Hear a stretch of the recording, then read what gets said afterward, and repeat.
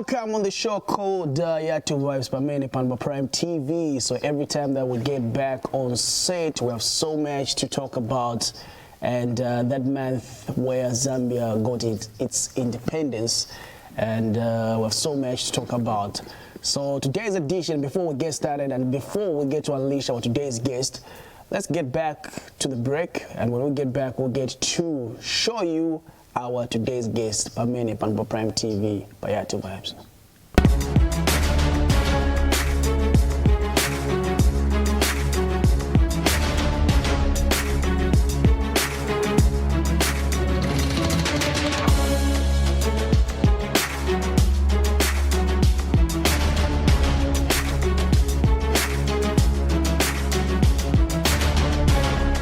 Excited because today on the show we are having a conversation with the kopala pastor at Madagascar. I don't know if I say it. I had to do a remix to that. The kopala pastor Ushabaekanga Madagascar. Yeah, I know how to say it. Do you? I know how say to it. Let's say hear it. The kopala pastor Ushabaeka. Madagascar. You really had to have pauses, eh? Because I need to make sure I remember. It's just like when you're saying the intro for Shimasta. Yeah. But there's one that I've always liked from Shimasta. Shout out to Shimasta. It's a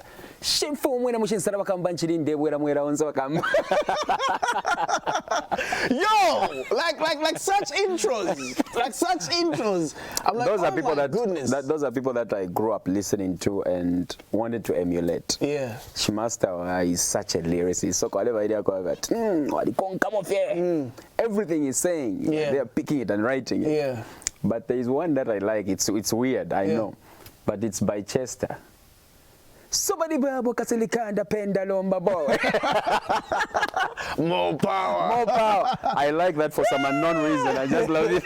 But anyways, Kopala Pastor, welcome on the show. Thanks, my man. Thanks. Decided to pala zona. Zambia batu pangain. Yeah, like Zambians have just really stood up to support me.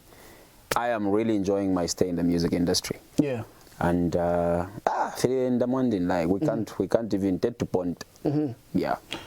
The other thing I'd like to find out as we get started right here on this conversation today is maybe give us a highlight on how your year so far has been, 2022.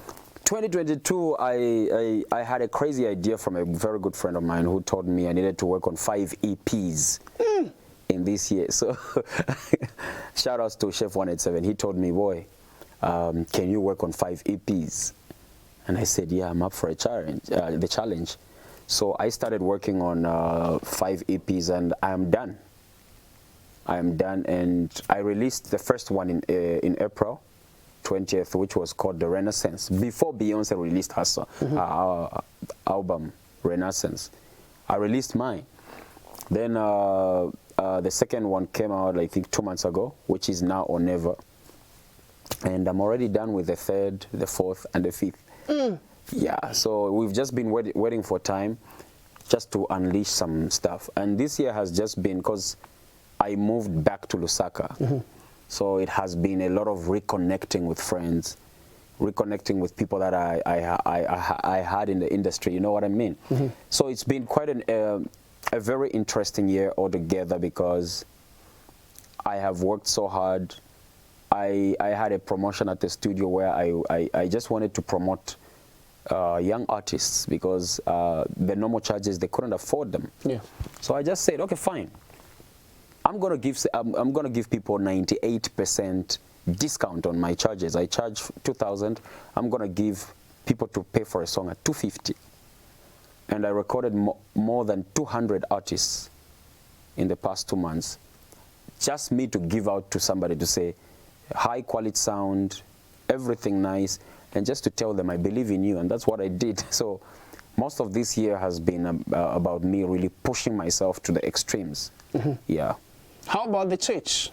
The church in Ndola, I trained my pastor to be running the Ndola branch, and then I came here. We've been trying to open a new branch here. and in Livingstone. So yeah, we're just trying to expand. Yeah. You know, I never had a chance to get to find out about how you became a pastor and how you got motivated to be a pastor from this standard industry to born and bred host. Yeah. There's so many happenings. If we were to bring it back in time, but let's talk about what happened. Maybe for the public's sake. Yeah, because I remember we had this conversation. Yeah, we had this But then conversation for people, public's sake, for the people who are watching. Everybody that serves God, I believe, receives a divine calling, and I believe I received mine, but it was just that I was in the public eye, so it was so pronounced. It's a kind of thing where I was already so focused on making the impact in the music industry, and we were just coming from the ZMAs back then. You remember the Zambian Music Awards, and I was nominated, and I was performing, and I was just making strides in the. And then I had an encounter that led to my call. Most people love to believe that I had backslidden and I was doing secular music, and that's contrary. It wasn't that. I was still a believer. I was still a Christian that was pushed into the world, like, because of the criticism that I faced, and I wasn't mature enough then to handle it. So then I moved into just doing secular music, and because it was also feeding me, so I said, hey, man, there is no harm. But the fear for God, the love for God continued. But then one time, it was one night, I had a visitation by God, and I was called. And then it was confirmed by other people I didn't even know, PMC. They just came. They said, dream that you had, there's an encounter you had. Because when I had it, I was doubting. Maybe I was just hallucinating. Right? Yeah. Yeah. But they said, no, there's something you had. And these are people that I just didn't know at all. So told me that God is really calling you. And I resisted a few months, but then eventually I just gave in. Said, Lord, I want you to do what you can and just do what you want. And that's how I felt. If I needed to do ministry or even be a pastor, I needed to move away from Lusaka because I was so distracted by so many things. Sometimes I remember I could go maybe in William Kaunda Square, let's evangelize, and people just shouting, standard industry. Yeah. So it was distracting me to preach. So I moved to the Copper Belt, opened up a church which we've been running, and that's how the walk began. Yeah. How has it been going for you so far? So far, so good. I'm in the right place. I'm in the right place because I have direction. Even with, I think the most dangerous person is a powerful person that doesn't have control. And I feel me being in Christ, me being in God and serving God gives me control over my gift, gives me control over myself, because if I am left just there without any control, I'm a very dangerous person. And I feel like being in Christ and just being in God gives me some level of control and level of, like, God is able to tame me like this.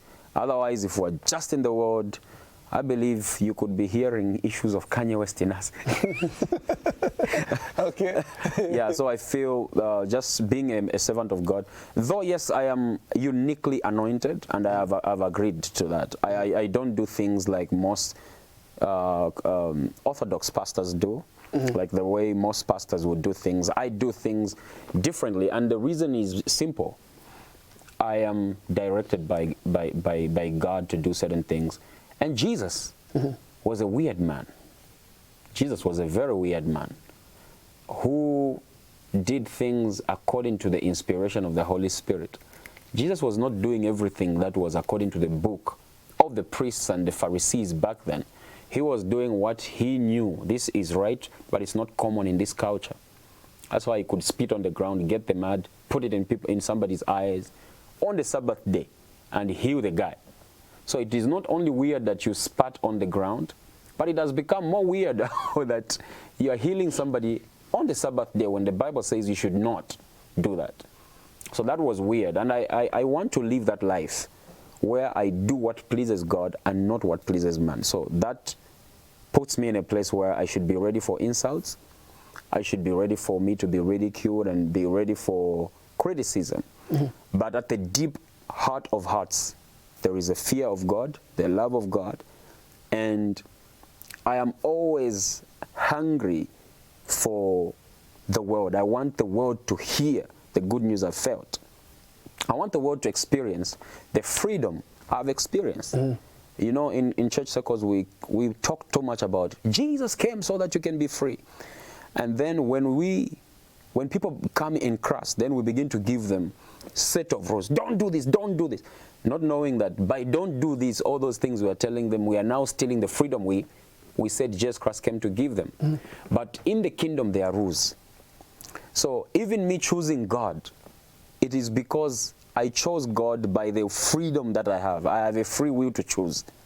So when I choose that God, in God as my Father, I am free in there to do what pleases Him. But sometimes, I usually laugh about this, sometimes kula bokutondonganya ati PMC nafola kasote mchechi. If me as a pastor I don't like it, I'm sure God also doesn't like it. No, you are not God's spokesperson in that way. You cannot stipulate what God, because you don't like it, then you feel like even God doesn't like it. No. So somebody says, no, why do you dye your hair? And I asked them, how old is your pastor? They said, my pastor is 70 years old. What color of hair does he have? He says, it's gray, but he dyes it black. So I said, so it's okay for your pastor to dye their hair from gray to black. And it's a sin for me to dye mine from black to blonde. Are you getting the gist? Yeah. So it's a kind of thing where we want to have concepts of what we think God should like. If me, I don't like somebody wearing saggy jeans, then God must hate it. No, that's you. That's your preference. You don't like it. But you cannot speak for God in that regard. Whatever God did not like, He wrote it in the Bible. Do not commit adultery. God doesn't like it, He wrote it. Do not honor any other God. God didn't like it, He wrote it down. So there is a difference between morality and sin. There are certain things that are morally wrong, but it's not a sin. It's just a moral culture. It's just a moral thing, but things like that. So being a servant of God, especially in a generation like today, and being a unique pastor like the way I am, it's not challenging. I enjoy it. I know that people will insult me because they don't understand my convictions. They're used to pastors that are always in suits, pastors that are always smartly dressed. And then me, I come with jeans, and I still come and bring hefty revelations of the Bible. That's how I'm called. Kopala pastor. The kopala pastor. The kopala pastor. You know why I say the kopala pastor? Yeah. Because the kopala pastor means a pastor from the copper belt. Kopala pastor means a pastor based on the copper belt. So me, I'm the kopala pastor because I just emanate from the copper belt. I'm going to the world because I am from the copper belt. So if you were from Lusaka, I would be called the Lusaka pastor. sounds weird. Okay. But anyways, let's talk about some other things. There's something that's been buzzing on social media. You went for an interview.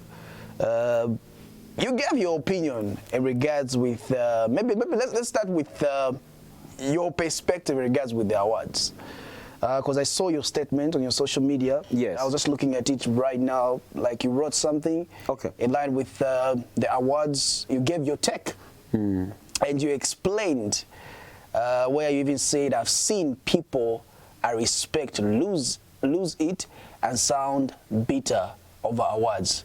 That's what awards do."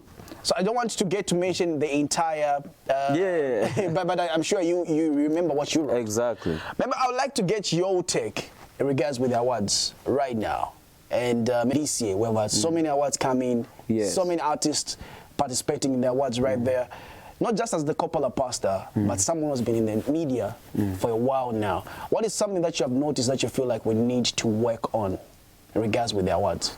With the awards, the first thing is that popularity does not always mean authenticity.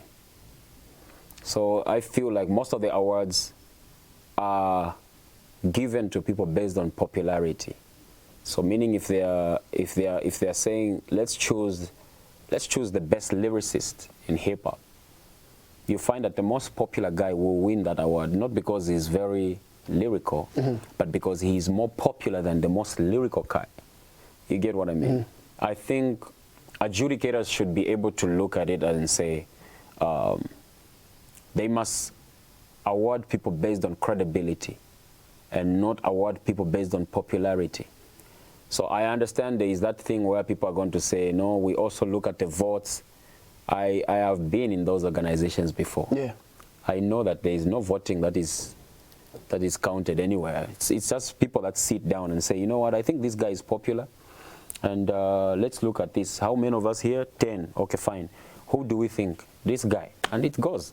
Because every other thing, when we are telling people go and vote, go to the website, vote, we're just driving traffic. People are just driving traffic to their website, and they are driving traffic to the SMSs because they are making money. If I pay 1 kwacha, there is a percentage that is going to the organizers. I understand this is business, and I respect that. But I think we need to improve in the sense that we need to look at credibility. If we are looking for best R&B artists, look at the pros and the cons. Who is doing it? And then award people based on merit. Like, this person is a dope R&B artist, and we must celebrate that. The first thing about awards is that even when you go to the definition of an award is a mark of recognition. This is the reason why I personally, if you nominate me, I can never say, hey, I'm pulling down that nomination, or don't put me in that category. You get what I'm saying? Because the awards are not in your power as an artist. It is a mark of recognition. That's how people are recognizing your efforts. So if, for example, I'm a hip-hop artist like the way I am, then for some unknown reason, they nominate me and say, best Afro pop song of the year. I cannot go to the organizers of the award and tell them, hey, you wrongly nominated me. No, it meant I wrongly advertised myself. An award nomination is feedback on how you've been branding yourself, how you've been putting your stuff out there. So I need to ask myself, how am I branding myself? How am I putting my stuff out there? Because if I'm a hip-hop artist, and then people are getting it like they should nominate me in Afro-pop, I should look at my music. What is convincing people to think they can put me in that category? I don't know if it's making sense. So it starts from there. And also why I issued that statement was because my fans kept coming to my inbox and on my comments section, and they were telling me, hey, you are working so hard, look at your delivery, look at, you are the best hip-hop artist, why aren't they nominating you? You know, for my fans, it seemed like the epitome of success to them was the awards. And I felt like I needed to explain to my own fan base to say, hey guys, you cannot authenticate my talent based on somebody's opinion. You need to accept me the way I am. And my greatest award, greatest recognition, mark of recognition for the kopala pastor is your support. The support that you people have given me. I had that page for so many years, and how that page moved from 16,000 to now 73 to 74,000 followers in just few months is still a miracle to me. I'm like, wow, this is how Zambians can support. And I don't think I can be so dumb not to appreciate such levels of support. And I feel very fulfilled that there are people that have embraced me and gotten me and said, this guy is doing real hip-hop and we're going to support him. In a country where a lot of hip-hop artists have complained. You know what I mean? I feel honored to be there. So that's why I issued that. And awards are like that, PMC, everywhere. Just the other time, I think about 3 days ago, I saw Eminem complain about awards at that level. And he was insulting these people. Hey, you should never put me in awards because you want to make money. Hey, what, don't put my name in what? And if you're looking at a legend like Eminem complaining about awards, I've seen Kanye West do the same. I've seen King Booga my brother do the same before. Even myself, I once complained about awards, you know, and coming from that life where I looked at awards, I have once believed in awards before, like I'm telling you. When I was nominated different intervals, as understand the industry, I took it, like, oh, I have to win this. But over the years, I discovered that, you know what, it has got a way of dragging down your momentum.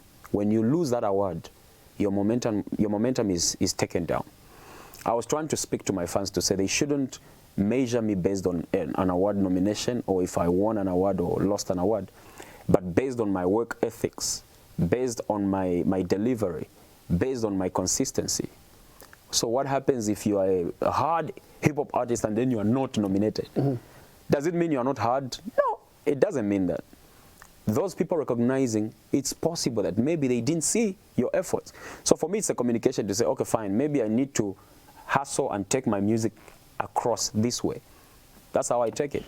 Who should have more power? Is it the people? Or maybe the organizers? I feel the people. I feel the people must have enough power. But at the same time, they should be professionals that must be able to look at the award nominations and say, hey, it's like you ask somebody to vote for the auditions. You're auditioning somebody. Mm-hmm. And then people just love the kopala pastor because maybe he is known. Are you just going to say, because even if I sang Chidea, you're just going to say, Akaidi mga is wamuvotela maningi, so he has to go through? No. Adjudicators need to sit down and say, okay, fine, people are voting for this guy. What do we think as professionals? Is this song qualifying to be in a hip-hop category? Yes, tick. Delivery.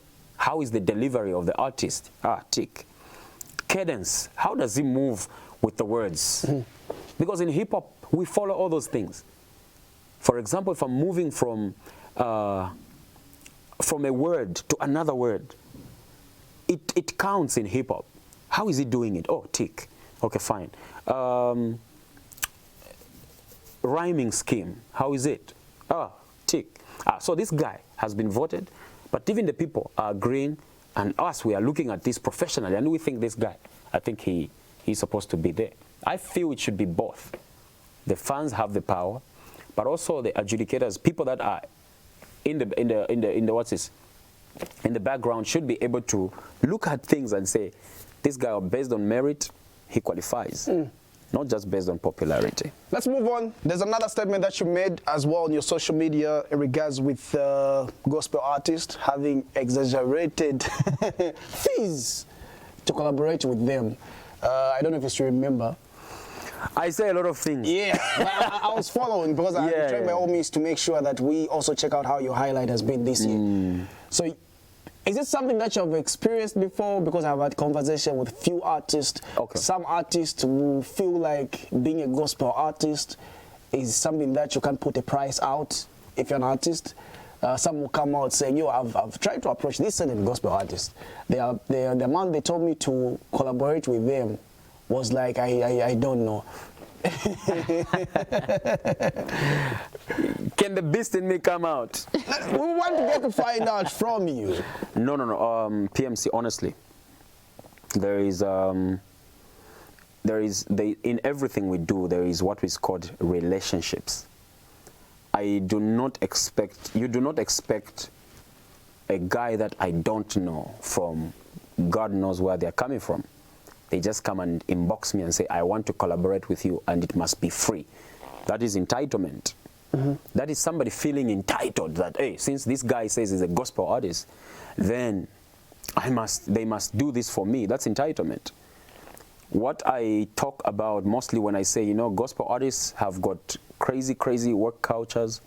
It's people that I have relationships with. Maybe I've even helped them at some point. Okay, anyway, I'll say maybe I even, back then, because I don't struggle with features now. I only feature people that, for me, I only claim people that claim me now. I don't hang around people that don't claim me, people that don't respect what I do. I cut off. That thing is in the past. So the time when I say that, it was people that I had a relationship with. Mm-hmm. And then they begin to tell you, no, email me.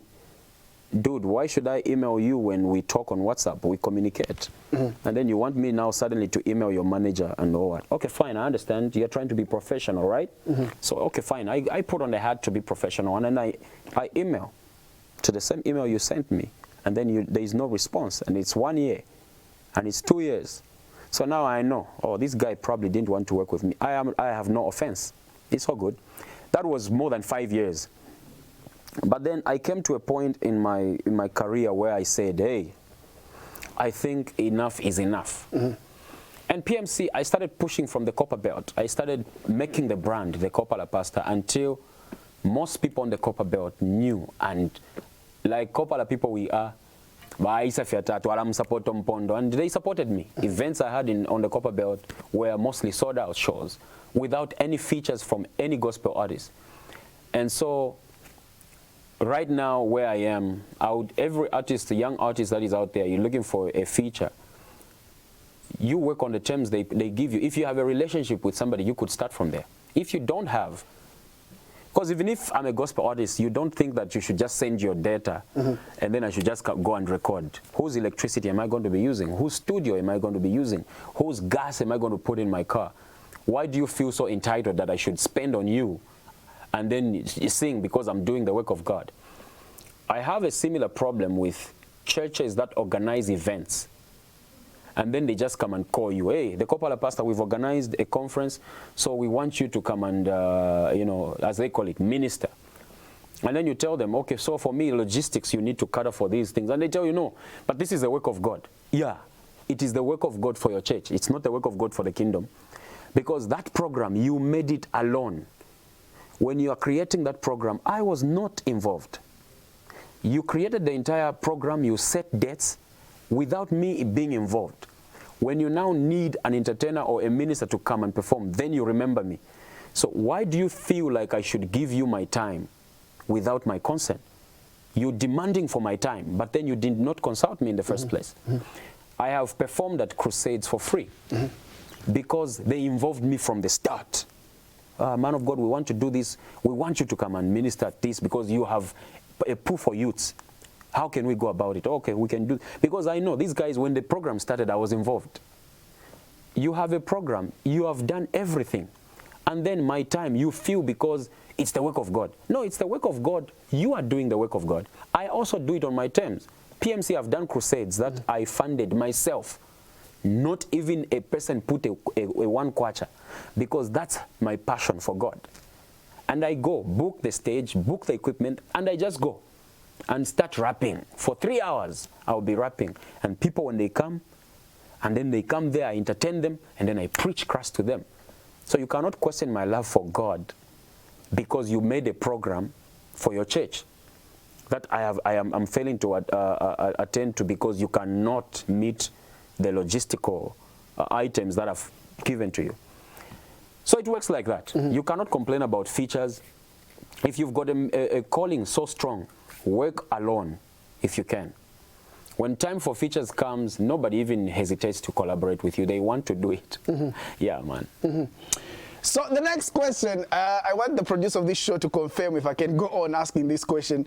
Chipo Kawata, I want you to confirm if I should find out this question from the kopala pastor. So the question I'm trying to find out is issues of a man dating a fellow man and a woman also dating a fellow woman. Is it an okay conversation? Okay, so my producer has confirmed. Okay. We want to get your view as a pastor. You are in church. Yes. And you as a pastor, how would you take such situation? These are things that we're seeing in the society, in our generation, and you being a pastor. So the moment you bring in a pastor has got a code and a pastor has got a manual that we run things by, and that code is the Bible. So if I say anything that is outside of the Bible, even theologically, I am advised to be silent on matters that the Bible was silent on. But as a pastor, I deal with things according to what the Bible has told me, because that's the God I represent. So I look at the Bible. What does the Bible say about this? And then I deal with those things based on what the scriptures say, not based on my understanding or based on my intelligence or whatever. No, no, no. Our intelligence is the word of God. So I deal with those things like that. And if you asked me as a person, it's a different answer I would give. As a person, I would want to find out what really happened to this person. Why is it that they feel so attracted to a fellow man, a fellow woman? Excuse me. And I would want to help somebody, maybe take them to counseling or take them to wherever I feel they need the help they need. Because it's unnatural. It's unnatural, according to even just our cultural beliefs. It's unnatural for a man to be sexually attracted to a fellow man. I can't even imagine it. You get a kind of thing. So for me, that's simply the way I would handle it. As a pastor, I'll take you to the scriptures, because that's my, I cannot do anything beyond what the scriptures have told me. Simple.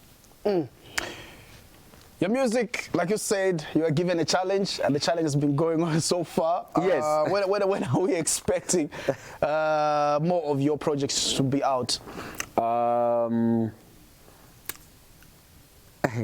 Like November, I'm dropping another EP.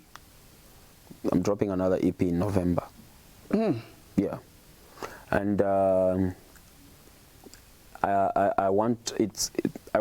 doing some Christian love songs. Like love songs, not Christian. I'm just doing love songs because we want to push that door harder and just take it and see how far we can go. So I'm 70% done with arranging things, because what I do is that I have a lot of songs, close to 400 songs that I pick from. So I write a lot, and I love to just sit and write. So I was now trying to get, okay, which other songs can make this EP? Mind you, I'm not doing an album until on my Facebook page I am over 300,000 followers. Then I'll do an album. But for now, I'll be dropping EPs. So yeah, November you should expect something. And December also I have what is called lyrical benedictions, where I rap about different topics. For example, the first one I was rapping about why Solomon asked for wisdom and not wealth, because he was not a poor man. He was a son of a king. David left him a lot of money and wealth. He didn't need wealth, he needed wisdom. So you as a poor person, you can't go and say, Mwele sana kane fiuma. No. You need to have the wisdom to know that you need wealth, you need money, because Solomon already had it. So I rap about different topics and just teach about different topics. So the Lyrical Benediction EP also is dropping in December. About 7 songs where I'm just rapping about different topics, about forgiveness, about different topics. Yeah, man. Yeah. October, a month of this month, we celebrate Independence Day, and I would like to get your view. Maybe is there any message that you have to the people, to the public out there? My message is simple. A better Zambia is possible with your contribution. Don't leave this country into the hands of the politicians to run everything. We must be patriotic about this country. Gone are the days when people in church used to say, when somebody gets involved in politics and say, hey, Nabawa. It is because of the shallowness of people's minds on those levels. They want to leave everything to the politicians. This is our country. We must be patriotic about this country. We must feel free, especially with this government where we are free. You can express your thoughts, and this government is listening. I like that. We must be able to speak. Say, you know what, how can we make this government accountable for the monies that are ours? Those monies are ours. How can we make the government of the day accountable to these, the CDF? How far have you gone to finding out how you can benefit from there? If you're facing challenges, air them out. Let's hear. As we've got bigger platforms who are able to spread the news to say, oh, there's this challenge. I feel every Zambian must be involved in us getting economic freedom, like our forefathers did. May he so rest in peace, Dr. Kenneth Kaunda and his colleagues. They fought physically, tooth and nail, with the blood and with their lives to give us the freedom that we have. Why can't we all get united and get involved for this economic freedom? Happy independence to the country of Zambia. And I just wish prosperity over this country. It's a beautiful country. I am so proud to be born in this country. And that's the reason why I even have the province's name in my brand name. Yeah. That's how proud a Zambian I am. Kopala pasta. Imagine. Yeah. I'm so proud to be Zambian, and we all must be proud to be Zambian. Yeah. Someone just reminded me, this is my last question that I'd like to find out from you. This is something that I also saw, something that's being talked about. This conversation has been just about what I've been seeing about you on social media. Sampa the Great. Oh my God. Is she great? Yeah, I feel she's great, and also because she also has a great team. Sampa is great because, I mean, Sampa Why are you bringing in the team? Ish, man. Don't you feel she would have been great? No artist can do it alone. Kopala Pastor, do you have a team? Yes, I do. I do. Okay. And yeah, I do. It may seem like I'm one-man commando. It's a lie. There is a whole lot of people that are behind me, that are working. I don't know everything about the internet. They will come in and say, hey, man, this is how we do it. And I feel, I admire that about Sampa the Great. And I've always said it. When you have a team that believes in what you're doing, you have a team that is doing their job. Trust me, any artist can climb higher levels. There is no artist anywhere that makes it without a team. It's a lie. I feel Sampa the Great is great. But what makes her greater is a beautiful team that she has behind her. And they are doing a great job. Also, something I like is the fact that Sampa came to Zambia and got most of her beautiful artists to be her backing vocalists, to be playing instruments. That hard. Most of us Zambians have got a habit whereby you don't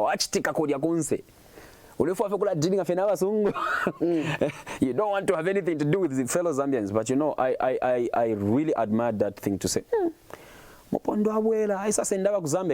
kind of a thing. Gets Zambian artists and they are backing vocalists, and she's putting everybody on the pedestal. That makes her great. Were you misquoted when there's a conversation that you had? I don't know if you were misquoted or it's something that you are still standing to your opinion that you brought out on the soundtrack that is featured on Wakanda. Oh my goodness! I'm trying to get your actual opinion because I don't want to get it from what you have been seeing on social media. And because you are now somebody that we are considering ahead in the industry because of your stance for supporting Zambian music, I think it's imperative that I make that very authentically clear here. I appreciate it. That clip, most of those things I said them, but then they were cut off from different places, and they were coming from something I was saying, which was cut and then cut this and then put together, and they made it seem like I was hating on Sampa. No, I was actually supporting Sampa the Great. What do you understand by the term headline? When the Post or a newspaper write a story about someone, they're trying to sell. Yeah, I feel, and that's the reason. Maybe that's why they did what they did, because they were trying to send traffic to their YouTube or maybe to their, I don't know. And it worked. And that's the reason why I never called Kamster, because I understood it's showbiz, he has to sell. I never called Sun FM, but I just felt like, you know, it had a very negative impact on me because it looked like I was attacking Sampa, when in the actual sense, I was supporting Sampa, saying Sampa made it without initially our support. And she's big out there. And the reason why we are now paying attention, like, oh, Sampa, this, it's because there was Chef. So it's like we are touching, oh, Chef also, since he's there, now we want to bring the limelight. Oh, like, you know, I was literally supporting Sampa the Great to say, you know, ask anybody here, people that are now claiming, and I'm happy that people stood up and supported her. The Kopala Pastor, you can't say that about Sampa the Great. And I was happy. I'm like, oh, finally, people now believe in what she's doing. On the interview, I was supporting Sampa. I was saying there are a lot of Zambians that are doing great things. Like, for example, on the interview, I said, for example, Dambisa Moyo. She's a Zambian economist based in the States who has achieved great things. I follow her. But she's not sung about here. Very few people talk about her, maybe close to nobody. But she has achieved a lot there. That's where that conversation was coming from. So I said, now even with Sampa, if you go on the streets, even people that were claiming Sampa is ours, ask them about 4 lines from Sampa the Great. They will tell you, they don't know those lines.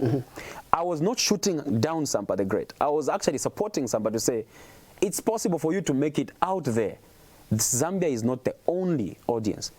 But like you said, headlines, they cut it in such a way that it made me look bad. So what I did was, when I saw the damage had been made, I reached out to Mag 44 because I know that they are close.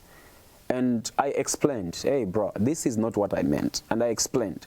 And I want to believe that, because he told me, no, I'm going to talk to her. And is there a full interview? It's not. It's there. Yeah, so it's not a matter of you explaining yourself. It's there. This is what I was even discussing with someone, saying, I feel like as a people in Zambia, it's not just a matter of seeing headline. Okay. It's about going further and watching the entire interview. Exactly. Because there's another interview that you had. I was doing my research. Okay. So how it was wrote on the caption was wrote, the kopala pastor on fake Zambian awards, comma, no fake king of Z hip hop, comma, film industry upcoming AP. So now imagine me as someone who's viewing, I'll just go on the point saying, fake kopala pastor says fake Zambian awards. Then I but when you watch the interview, it's talking about different things. It's talking about, and that's the thing I wanted Zambians to do. I think if it were fair enough, I would have loved Zambians to watch the entire interview and see the context from which I was coming from. I am a person, PMC, that has seen people's support take me this far. I can never hate on another artist.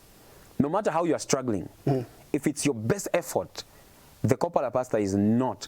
Emperors don't do that. An emperor will never rise and start feeling jealous for another emperor winning. That's not what we do. I just felt really misunderstood and misrepresented, but the interview is there for people to see where I was coming from and what I was explaining.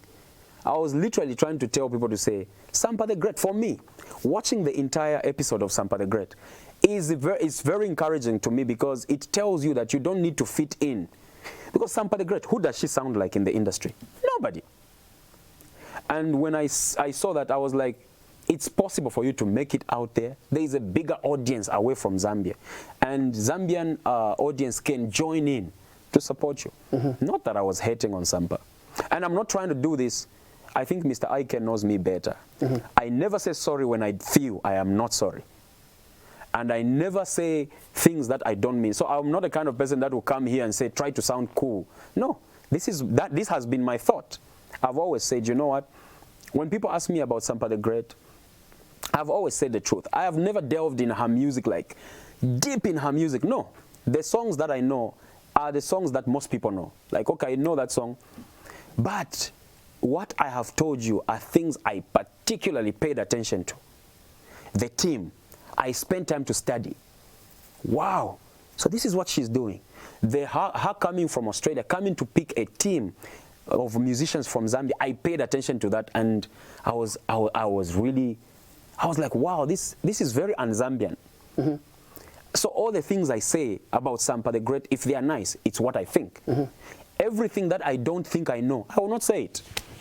Zambia is still struggling to find its identity. This is me telling you, in the music sector. Yes. We are still trying to find what type of sound should the world accept. Except for Zambia, yeah. Zamrock is coming back because I don't want to be misquoted, but it's coming back now because I've had conversations with different artists and they feel like it's a type of genre that we haven't paid attention too much. A quick response from someone who has been not just a kopala pastor, but as a producer. Yes. You have done quite a number of things behind the scene, a lot. And you've helped a lot of artists writing their songs as well. We know about those stories. How do we identify our identity, just like any other country in other countries? Like we know Zimbabwe, we know there's our music, Nigeria, Ghana, you know, Botswana. you know, South Africa. Yes. So how do we identify saying, we've been struggling? This has been a struggle. Yes. And we are finding ourselves doing all this type of music from other countries, but where is ours? Okay, so there is a song that I think every time there is like one song that Chef puts on his album, from Bon Appetit to the Deluxe. There is a song that Chef puts on his album that is produced by me, and usually the chorus is sung by me. And then so that sound, I have been creating that sound for some time. It comes from Zambezi. The Zambezi sounds which were popularized by Nasty D. That's why I look up to Nasty D so much. I got that sound from Nasty D and have been trying to perfect, because that sound by Nasty D had something significant. The drum pattern and the melody was sweet. Ding ding ding ding ding ding ding ding ding ding ding. It had that thing where it was possible to be sweet. Kalindula had a challenge. Number one, it was very high paced, like it's too fast. Number two, it's too much about guitars.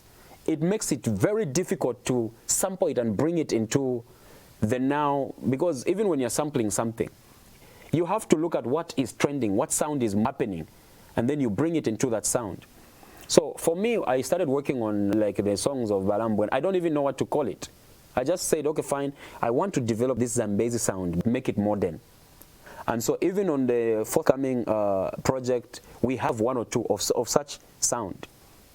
I feel like for us to build our own identity, we should not discard everything we've done so far as Zambians. We need to get a bit from Kalindula, from Zamrock, get a bit from Zambezi. If it might even be a chord progression from Zambezi, because Zambezi is sweet. And personally, I'm a huge fan of Zambezi music. And I wish that could be adopted as a Zambian authentic sound. I watched something that I would not want to just play a deaf ear to. Ebo Black was talking about the sound that Y Celeb has brought. Why can't we amalgamate all these sounds into something that sounds like it's Zambian? The fact that Chandanake can do a song with the same sound, it blows. Me, I've done Yabi Jamagani with a similar drum pattern, it blows. It's like everywhere I go, people, one of my biggest songs is Yabi Jamagani, which sounded like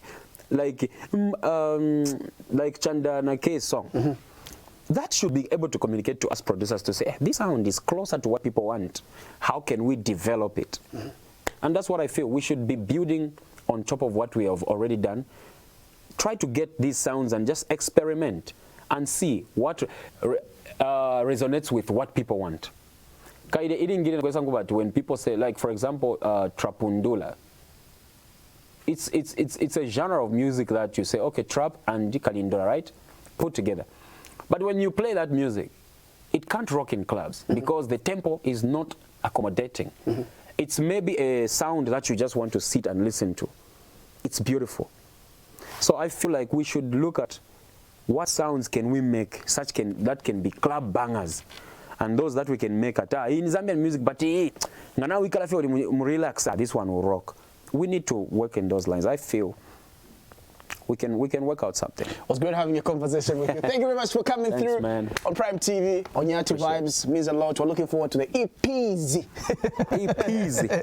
November, December, yes. I was paying attention, so we count down to that. Thank you so much for the opportunity, and thank you also for everything. Prime TV has been with me for a long time, man. You guys have held me up. Anytime. So that's us been for today's edition right here on Prime TV on Yatu Vibes. We've been having a conversation with the kopala pastor. Make sure that you check out for more coming through right here. We'll be back next week, same time, same place, right here.